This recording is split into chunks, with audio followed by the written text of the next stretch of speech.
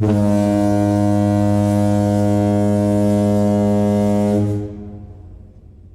there, part-timers. Once again, Santon from Antonio Bay, coming at you from a weird little room. The move is over. It took us a while. It took us quite a while to get some internet lined up in this home. There's not a lot of providers in this particular area that will do everything. It's kind of sketchy. We're a ways away from everything. We're in a very remote part. Anyway, I'm enjoying it immensely. It's beautiful fall weather here. I'm sure I will miss the desert come this winter, but as it is, we are getting settled in Kansas, getting everything set, and it's going wonderfully. And everybody who's watched and kind of wished me well on the move, thank you so much. We got moved. Much bigger house, but yet not a really good room for a collection room. And I kind of fell in love with this tiny closet that I'm in right now. You can see it is just that long, but yet there's a strange window over here. It's just a weird big closet with a window and turns a corner. Odd little room, but I loved it immediately, and I was like, you know what? I think I could make the collection work in there. So that's what I'm doing. That's where I'm at. That's where I'm setting up. I'm gonna get my figures on display over here. Got all of my comics in a row of long boxes here. Get an idea of how big the room is, and then my guitar space seems to be finding its way into the basement. Working on that. Anyway, so it's been like 3-4 weeks maybe since I really uploaded a video touching base, and I got a few things since then. First thing is, on the move, on the way down here, I ran across this 2-pack Mean Gene Okerlund and Hulk Hogan, vintage look, everything like that, and there was no way I was going to pass this. I was already feeling this wave of nostalgia as we're moving back to kind of where I was born, the same kind of area. And so for me, the nostalgia was high. I saw this, absolutely popped on this, super excited to get it. I will probably even do an unboxing video on that. I just don't have time, and I don't have a place set up yet. That was a cool purchase that I have nowhere to put right now. But I'd ordered some comics. A little set of comics called Stark Future. This is an Aircel set. I've been really enjoying looking through old Aircel and shopping for old Aircel comics. And, you know, this is an odd one, but not nearly as odd as some Aircel books. There's many, many very, very odd ones. But this is a nice black and white. It doesn't have the super freaky art style that some of them do. And I'm sure, if I show, yeah, I'm sure you guys would recognize this, because everybody runs across this issue of Stark Future. It's super common. I've seen it in all the bins, and I was like, well, that's okay. And then I came across the entire series for like $15, so I've got to snag that. So anyway, we've got Stark Future #1.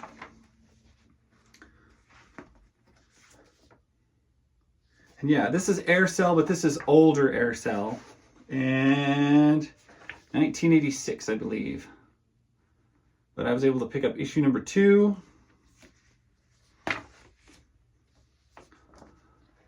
Issue #3. And they've got some fantastic like stuff on the back too.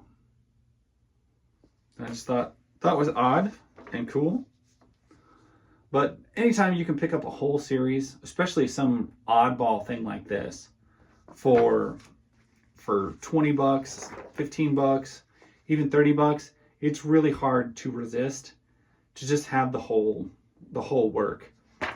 Sometimes the comic tells a story, and sometimes the existence of the comic tells a story as well. What was going on with the comic industry at the time? How did they get this book made? Who worked on it? What company published it? Who shifted it to where? There's a lot going on sometimes. And if you read some of the inside like liner notes that I like never do, you can get some pretty cool insight into the industry, which I should probably do more often, but I don't. I do love to like just look at some of the ads and see what else was for sale at the time. That was issue 8 to issue 9. Some of this stuff looks really good. Now this advertisement on the this looks weird. I don't care for that. But like I said, the art in this thing is not bad at all.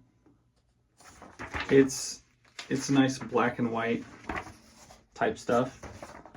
But yeah, you can see what kind of cultural things were happening. You can get the vibe of the times off of some of these old books, and that is why it's worth buying the whole set. Picking up the occasional issue is always great, but